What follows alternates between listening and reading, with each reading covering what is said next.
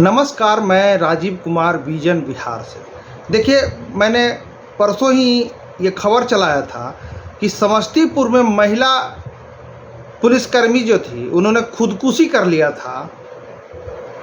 उसके विषय में वहाँ के तत्काल एसपी ने सारी जानकारी दिया है और जानकारी में ये पता चला है कि ये खुदकुशी का जो मामला है, ये सारा मामला जुड़ा हुआ है भवन से। भवन मतलब कि जो महिला सिपाही कर्मी को जो हस्बैंड वाइफ रहते हैं उनको क्वार्टर मिलता है, उसी पे इतना वो टेंशन में आ गई कि सुसाइड कर ली, ऐसा कहना है वहाँ के विनायक तिवारी जो एसपी हैं तत्काल में, उनका। अब उन्होंने सारा एक एक बात जो महिला सिपाही जो खुदकुशी की है, वो जो आवेदन दी थी, वो आवेदन ले करके मीडिया भाई का सवालों के जवाब दे रहे थे। लेकिन ये सोचने का विषय है कि बिहार में महिला पुलिसकर्मी आखिर इतनी आत्महत्या क्यों करती है। और ये बात आपको और हमको हजम नहीं होगा कि जरा सा बात के लेकर, एक फ्लैट को लेकर कोई सुसाइड कैसे कर सकता है। और कुछ दिन पहले ही उनके जो मृत लड़की है, सिपाही है, उनकी जो हस्बैंड है वो भी सिपाही है, उनको सस्पेंड कर दिया गया था।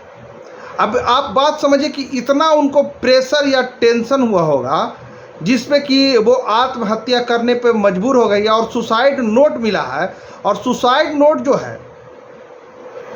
अभी बरामद हुआ, तो उनका मोबाइल उनके हस्बैंड के पास है। प्रशासन चाह रही है कि मोबाइल मेरे कब्जे में हो।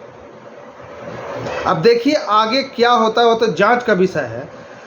वहाँ के एसपी साहब जो समस्तीपुर के हैं, वो सारे मीडिया भाई के सवालों का जवाब दे रहे हैं। तो छोड़ जाते हैं हम उनके उस वीडियो के साथ, जिसमें कि वो सारी जो पहले से जो एप्लीकेशन दी है मृत सिपाही, महिला सिपाही, उनके उस कॉपी के साथ आए हैं।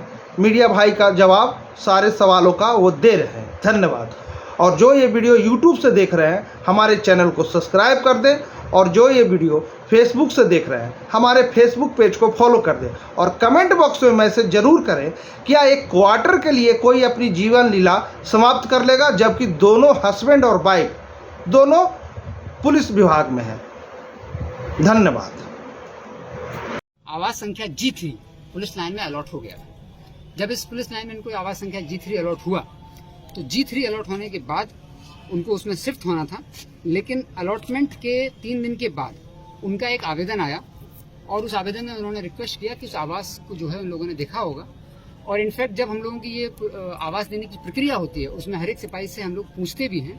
और इस पूरी 6 वोट की सदस्य जो 6 मेंबर की जो टीम थी, इसमें डीएसपी हेडक्वार्टर ने एक एक सिपाही से स्वयं बात की, और आवास की संख्या भी उनको बताई थी कि आपको ये आवास दिया जा रहा है। तो महिला सिपाही अर्चना कुमारी को ये बताया गया था कि आपका जो आवास है वो G3 है। उनके द्वारा जो सहमति व्यक्त की गई, तब उनको G3 दिया गया था। जिलादेश हुआ था ये 13/6 को। उसके बाद जिलादेश के 2 दिन के अंदर ही इनका एक लेटर आया, जिसमें उन्होंने अनुरोध किया, उन्होंने उसका भौतिक निरीक्षण किया होगा, उन्होंने उसको नहीं ठीक लगा होगा, तो उन्होंने अनुरोध किया कि उस आवास को रद्द कर दिया जाए। उनके अनुरोध के आलोक में उस आवास को, उनको जो आवंटन था उसको रद्द कर दिया गया। और ये लोग पति पत्नी जो हैं, चूंकि दोनों पति पत्नी थे, पुलिस में थे, इसलिए इन लोगों को प्रायोरिटी पर लेते हुए हम लोगों ने आवास अलॉट किया था। लेकिन ये उस आवास में शिफ्ट नहीं हुए। 3 जुलाई को हम लोगों को सूचना मिली कि जो सिपाही सुमन कुमार थे, चूंकि आवास इनकी पत्नी के नाम से अलॉटेड था, लेकिन पति पत्नी चूंकि साथ में, तो दोनों ही उस आवास में रहेंगे, लेकिन आवास जो है इनकी पत्नी के नाम से अलॉटेड था। सुमन कुमार को जब वो आवास पसंद नहीं आया, तो ये F3 तोड़ने के बाद बॉडी निकालेगी। जब ये हो रहा था तो सुमन कुमार स्वयं वहाँ उपस्थित थे। इनकी पत्नी का फोन भी वहाँ पर मौजूद था, थाना प्रभारी और सब लोग पहुंच चुके थे। लेकिन उस समय चूंकि सब सिपाही लोग थे और ये सुमन कुमार थे सिपाही, इनके द्वारा उस समय मोबाइल जो इनकी पत्नी का था वो ले लिया गया, जो कि अभी तक पुलिस को नहीं दिया गया। लेकिन आगे अनुसंधान में उस मोबाइल की आवश्यकता है, वो इनसे मांगा जाएगा। मोबाइल इन्होंने ले लिया गया। उनकी पत्नी ने अपने देवर को सूचित किया था। उसके बाद ये पूरी प्रक्रिया प्रारंभ हुई। और प्रक्रिया प्रारंभ होने के बाद हम लोगों ने, जो डीसीसी प्रभारी हैं, उन्होंने बताया कि यहाँ पर एक अननेचुरल डेथ हुई है। तो इमीडिएटली अननेचुरल डेथ का कॉग्निजेंस लिया गया और अननेचुरल डेथ कांड संख्या नगर थाना में दर्ज किया गया है, जिसका कि अनुसंधान भी हो रहा है। इसके बाद अब इस पूरी घटना को जब हम लोग समझे कि आखिर ये हत्या थी कि आत्महत्या थी, तो पूरी तरह स्पष्ट हुआ कि चूंकि दरवाजा तीनों तरफ से बंद, दीवार तीन तरफ से थी और एक तरफ से सिर्फ गेट था, और वो गेट भी बंद था। और उनसे मिलने वाले लोगों में अंतिम व्यक्ति इनके पति स्वयं ही संध्या में जाके शाम में 3 से 6 बजे के बीच में इनके पति ही वहां पर इनसे मिलने गए और कोई मिलने नहीं गया। तो इन्होंने जो सिपाही थी अर्चना कुमारी, उन्होंने गेट को अंदर से लॉक किया, उसके बाद आत्महत्या की। तो ये स्पष्ट हुआ कि आत्महत्या है। अब आत्महत्या के कारणों का हम लोग पता लगाने लगे, तो साथ ही इनके जो पति से भी पूछताछ हुई। इनके पति ने मीडिया को भी और थाने में भी फिर आवेदन दिया, इनके परिवार ने भी आवेदन दिया। तरह तरह के आरोप इन लोगों ने लगाए हैं। हर एक आरोप पे हम लोगों को समझना चाहिए कि किस आरोप पर क्या है। इनके परिवार के द्वारा और इनके द्वारा बोला गया कि लगातार 2 माह इनको रूम के लिए परेशान किया गया, लेकिन मैंने आपको बताया कि रूम जो है वो जून 2023 में ही इन्हीं के आवेदन पर जो रूम अलॉटेड था वही रूम इन लोगों ने कैंसिल करवाया था। तो जिस स्थिति में जब ये शिफ्ट हुई तब इन्हें कोई भी रूम आवंटन नहीं था। तो पुलिस लाइन में एक अनुशासित प्रक्रिया के तहत हम लोग कार्य करते हैं, और जो रूम आपको आवंटित नहीं है उस नहीं आवंटित वाले रूम में आप नहीं जा सकते हैं, और आप ताला तोड़ के अगर उसमें जाएंगे तो इसमें पुलिस लाइन के अधिकारियों ने जब रिपोर्ट किया तो इनको सस्पेंशन की कार्रवाई की गई। इनके द्वारा एक आरोप लगाया गया कि जब ये बिना डीओ के अलाउ हो गया था शिफ्ट होना, तो पुलिस में या किसी विभाग में आदेश निर्गत होने की प्रक्रिया होती है। तो पुलिस में जिलादेश निर्गत होता है पुलिस अधीक्षक का। जिलादेश इनको G3 का निर्गत था, जिसमें वो गए नहीं। इन्होंने स्वयं G3 को रद्द कराया। F3 का कोई आदेश ही नहीं था। तो इनके द्वारा जो इनके परिवार के द्वारा जो आरोप लगाया जा रहा है कि F3 की चाबी मांगने के लिए प्रताड़ित किया गया, तो F3 की चाबी के हकदार आप कभी थे ही नहीं। आपने F3 के लिए इन्होंने अप्लाई किया था, लेकिन वो प्रक्रियाधीन था। वो तो बोर्ड की बैठक जब होगी तो बोर्ड उस पर निर्णय लेता कि F3 इनको देना है या किसी और को देना है। तो इनके नाम से जो आवास आवंटित था उस आवास की चाबी को लेकर कोई इशू नहीं है। F3 में ये किस तरह से प्रयास कर रहे थे जाने का ये स्पष्ट नहीं है। इनको वो आवंटित था नहीं, जबरदस्ती उसमें घुसे और ताला तोड़ करके घुस गए। अब इनकी पत्नी के द्वारा भी जो एक लेटर मिला है उसमें इनका हस्ताक्षर नहीं है, उसको सुसाइड नोट नहीं करेंगे, लेकिन उन्होंने पुलिस अधीक्षक को लिखते हुए एक लेटर उसमें लिखा है। उसमें उन्होंने वर्णित किया है कुछ बिंदु, जिन बिंदुओं पर भी हम लोगों को बात करना जरूरी है। उन्होंने लिखा है कि ये आवास उनको मजबूरन खाली करना पड़ा। जो अंतिम समय हम लोगों को जो उस जो कमरा है उस कमरे से कागज मिला, उसमें लिखा है कि आवास मजबूरन खाली करना पड़ा।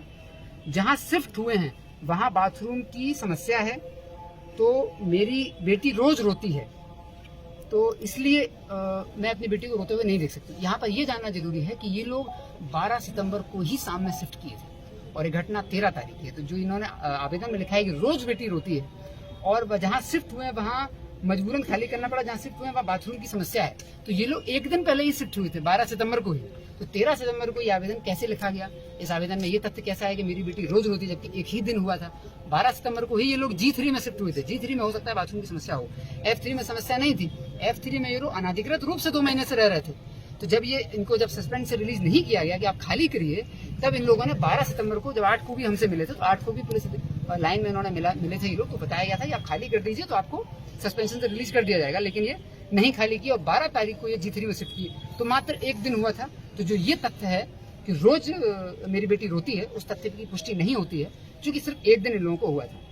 आवास बोर्ड ने, मैंने आपको बताया, एक इनका आरोप है कि जो रूम है वो इनको मनपसंद नहीं मिला। तो आवास बोर्ड ने एक सिपाही से पूछताछ की थी, 6 लोगों की टीम थी, और उसमें DSP हेडक्वार्टर ने एक सिपाही से बात की थी। इनके जो पत्र मिला है उसमें इन्होंने साफ लिखा है, महिला ने ही, कि मैं मानती हूँ कि मेरे पति से गलती हुई होगी। तो ये जो गलती है रूम तोड़ने की, पत्नी भी इनकी स्वीकार रही। इनकी पत्नी भी एक बार पुलिस लाइन में निलंबन से अनुरोध करने के लिए आई थी, तो इनसे भी परीक्षा की गई थी कि आप लोग एक प्रक्रिया के तहत, एक आदेश के तहत किसी रूम में आपको दिया गया है तो आप खाली कर दीजिए उसको, उसके बाद हो सकता है आपको वही अलॉट हो जाए, लेकिन होगा सब कुछ नियम कानून के तहत ही। तो इन्होंने खुद में लिखा है कि मेरे पति से गलती हुई होगी, और इन्होंने लिखा है कि पति के चक्कर में पत्नी और बच्ची को परेशान किया गया, जबकि इनके पति को निलंबित किया। इनकी पत्नी के बारे में जो हम लोग को अभी तक पता चला है वो सही लड़की थी, उनकी स्वच्छ छवि थी, उनके द्वारा किसी भी तरह का कोई ऐसा उन पर वो नहीं है, और वो शायद उनको ना उन पर सस्पेंड किया गया, ना उन पर किसी तरह की कार्रवाई भी की गई थी। एक और आरोप इन लोगों ने लगाया है कि जीवन भत्ता भी इनका बंद कर दिया गया था। इनके परिवार ने भी, इनकी मां ने भी आवेदन लिखे दिया, जो कि पूरी तरह गलत है। माह अगस्त तक, अभी सितंबर चल रहा है, अगस्त तक का जीवन भत्ता इनके अकाउंट में जा चुका है। पुलिस कार्यालय से जो सैलरी निर्गत होती है, तो जो लोग निलंबित होते हैं उनको उनकी सैलरी का आधा जीवन यापन भत्ता देने की प्रक्रिया है। वो जीवन यापन भत्ता इनको लगातार दिया गया है। अब सुमन कुमार के बिंदु पर हम लोग जब आएंगे, तो सुमन कुमार के बारे में हम लोगों ने पता किया, तो सुमन कुमार ताजपुर थाना में हॉक्स टीम जब हम लोगों ने बनाई थी जनवरी में, उस हॉक्स टीम में इनको ताजपुर थाना में दिया गया था। ताजपुर थाना से गोपनीय शिकायत हम लोगों को प्राप्त हुई थी, कई लोगों के द्वारा बताया गया था कि शराब माफियाओं के साथ ये उठते बैठते हैं, लेकिन जिसका कोई स्पष्ट साक्ष्य नहीं था, इसलिए इन पर कार्रवाई नहीं की गई। साक्ष्यों के अभाव में हम लोग कार्रवाई नहीं करते हैं, लेकिन शिकायत थी, गोपनीय शिकायत ऐसी आ रही थी, इसलिए इनको वहां से, चूंकि हॉक्स एक बहुत सेंसिटिव टीम हम लोगों ने बनाई थी। अक्सर ये आरोप लगता रहता है कि हॉक्स जो है वो छोटे छोटे शराब कारोबारियों के साथ मिल जाते हैं, इसलिए हम लोगों ने इनकी जब शिकायत आई तो उनको हटा करके पुलिस लाइन क्लोज किया और इनको नॉन सेंसिटिव पोस्टिंग का ऑर्डर किया कि नॉन सेंसिटिव पोस्टिंग यानी कल्याणपुर थाना में रिजर्व गार्ड में इनकी पोस्टिंग दी गई। और इनकी जो पत्नी थी वो लगातार डीसीसी में पहले दिन से कार्य कर रही थी। डीसीसी कंट्रोल रूम में 8 घंटे की नौकरी होती है, फिक्स ड्यूटी आवर्स की नौकरी है।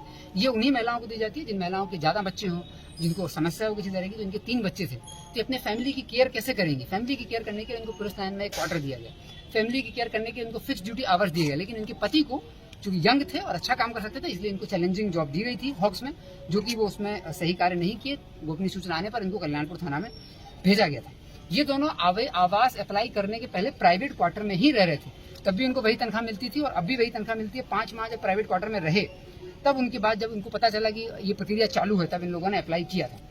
ये भी उसमें है कि ये लोग वित्तीय रूप से प्रताड़ित हुए, तो इस बात की भी हम लोगों ने जानकारी की। तो इनके बैंक अकाउंट चेक किए गए हैं, तो इनके बैंक अकाउंट में इन लोगों ने 20 लाख का दोनों लोगों ने लोन ले रखा है घर बनाने के लिए, और उस लोन की एक भी ईएमआई इनकी डिस्टर्ब नहीं हुई है। इनके पास जो अकाउंट में पैसा था, इनके जो घर बनाने के लिए, पटना में घर बनाने के लिए 20 लाख का लोन इन लोगों ने लिया है 10 लाख पति पत्नी के नाम से, उसकी एक ईएमआई इनकी अभी तक 1 सितंबर तक इनकी ईएमआई कटी है। तो पैसा नहीं होने जैसी कोई बात नहीं थी। और इनका जो ये तथ्य है कि इनको सस्पेंशन अलाउंस नहीं दिया गया, तो इनके अकाउंट में भी हमने चेक कर लिया है, ना सिर्फ पुलिस कार्यालय से पैसा गया है, जबकि इनके अकाउंट में भी पैसा रिसीव हुआ है। तो फाइनेंशियल जो तनाव है वो अभी तक की जानकारी में हम लोगों को नहीं दिखा है। फिर मुद्दा है कि परिवार के लोगों ने भी, इनकी मां ने भी आवेदन किया है, महिला की। इनकी मां ने जो आवेदन दिया, उन्होंने बार बार लिखा है कि इनको डीएसपी हेडक्वार्टर ने एक कमरा स्वीकृत कर दिया था, उस स्वीकृत कमरे की चाबी मेजर नहीं दे रहे थे, इसलिए तरह तरह के आरोप मेजर पे लगाए। जैसे कि उन्होंने मीडिया को बताया कि मिठाई देने के आरोप लगाए हैं, हालांकि वो अनुशासित सिपाही है, फिर भी उनके द्वारा मीडिया के सामने जाके कैसे आरोप लगाए हैं इस बात की भी जांच होगी। लेकिन उनकी परिवार जो बता रहे हैं, वो परिवार ने भी आरोप लगाया है कि डीएसपी हेडक्वार्टर ने जब स्वीकृति कर दी, उसके बाद चाबी मांगने के लिए मेजर के द्वारा या अन्य पुलिसकर्मियों के द्वारा तरह तरह की प्रताड़ना की, जिसमें कि पैसे के लेन देन के भी आरोप इन्होंने लगाए हैं। तो पैसे के लेन देन के आरोप या मिठाई देने का जो आरोप मीडिया के सामने उन्होंने लगाया, उस पर हम लोग जांच करेंगे।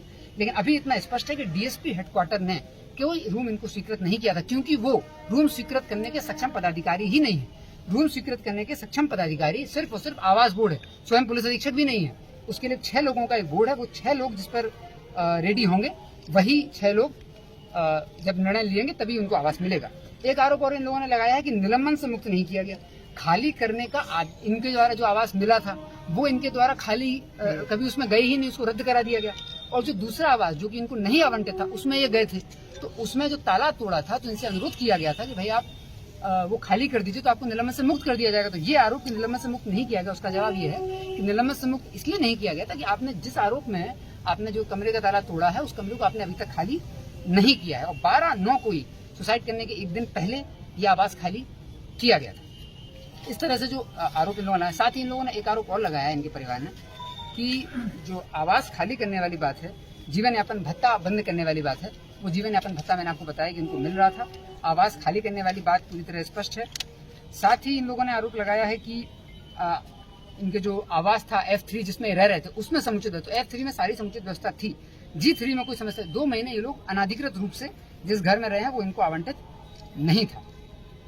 इस तरीके से जो इनको आरोप थे, उसके बाद हम लोगों ने जो अननेचुरल डेथ कांड होता है उसको दर्ज किया है। इनके परिवार का आवेदन ले लिया गया है। उनके परिवार ने जो भी आरोप लगाए हैं, उन सभी आरोपों को जांच करने के लिए 7 सदस्यीय एक टीम बनाई गई है। उसमें 3 डीएसपी हैं, 2 इंस्पेक्टर हैं, 1 डीएसपी हम लोगों ने अपने जिले के बाहर को भी रखा है, ताकि इनको ये ना लगे कि जांच में जो है जिले के ही लोग हैं। एसडीपीओ सदर दरभंगा को भी इसमें शामिल किया गया है, 2 इंस्पेक्टर भी हैं, 2 सब इंस्पेक्टर भी हैं। ये पूरी कमेटी इसकी जांच की। अब हम लोग ये तो स्पष्ट है कि आत्महत्या है, लेकिन आत्महत्या के पीछे का कारण क्या है, इसमें अभी हम लोगों को जो कुछ जानकारियां मिली हैं कि इन दोनों के बीच में भी कुछ मनमुटाव चल रहा था। अब ये मनमुटाव क्यों था और किस वजह से था, इसमें अभी हम लोगों के पास कोई तथ्य नहीं है। ये यूडी कांड दर्ज है और इसमें पूरी एसआईटी जो 7 लोगों की मिली है, एसआईटी के 2 मैंडेट हम लोगों ने बनाए हैं कि वो जो आरोप लगा रहे हैं मेजर साहब पर या पूरी पुलिस लाइन पर कि पैसे का जो चाबी खोलने को लेकर के पैसे मांगे गए और मिठाई की जो बात आई है मेजर साहब के ऊपर, उसकी जांच ये 7 लोगों की टीम करेगी। साथ ही जो सुसाइड किया, इस सुसाइड का मूल कारण क्या है। सुसाइड तो किया स्पष्ट है, कहीं ना कहीं वो मानसिक तनाव में थी लड़की। अब वो तनाव में क्यों थी, उसके पति को सस्पेंड किया गया था क्योंकि उन्होंने गैर कानूनी कार्य किया था, गैर विभागीय कार्य किया था, इसलिए सस्पेंड किया गया था। लेकिन पैसे का कोई तनाव अभी तक इनको नहीं दिख रहा है। इसके अलावा तो इनके जीवन में कोई तनाव नहीं था। क्या इनके पति का कोई और वो था या कोई और इसमें बिंदु है, इसकी जांच भी, कुछ ऐसे तथ्य हम लोगों के सामने आए हैं जिससे स्पष्ट होता है कि इसकी जांच भी बहुत आवश्यक है। तो 7 लोगों की जो टीम है ये इसकी पूरी तरह से जांच करेगी। तो इस तरीके से इस मामले में अभी तक जो फैक्ट आए हैं वो सारे फैक्ट मैंने आपको बताए हैं, और इस सारे फैक्ट को लेकर के एक SIT हम लोगों ने बनाई है 7 लोगों की, जो इन सभी फैक्ट्स पर और साथ ही परिवार के द्वारा जो आरोप लगाया गया है उस आरोप पर एक एक करके जवाब देगी और पूरी जानकारी इसमें करेगी। इनके द्वारा एक और आरोप लगाया गया है कि पुलिस लाइन में इनको बुला करके, जब पुलिस लाइन में इनको बुलाया गया तो इनसे कहा गया कि आप रूम खाली करिए। जब हमारे सिपाही पुलिस लाइन में हमारी बात को गंभीरता से नहीं सुनते हैं तो कड़े शब्दों में चेतावनी दी जाती है। तो इनको कड़े शब्दों में चेतावनी दी गई थी और बोला भी गया था कि आप रूम खाली करिए, क्योंकि हम लोगों की जो मंशा है वो ये थी कि विभागीय कार्रवाई अन्यथा ना हो, खाली कर दें तो उनको रिलीज करके उसका उस पीरियड को भी समाप्त कर दिया जाए। लेकिन जब समय ये हुआ उस समय मेरे साथ DSP हेडक्वार्टर और DSP प्रोफेशनल और भी लोग बैठे हुए थे, और जब इनको बोला गया कि आप रूम खाली कर दीजिए, तब इनके द्वारा काफी एग्रेसिवली ये बात बोली गई। मैंने इनसे पूछा भी कि आपकी गलती, आप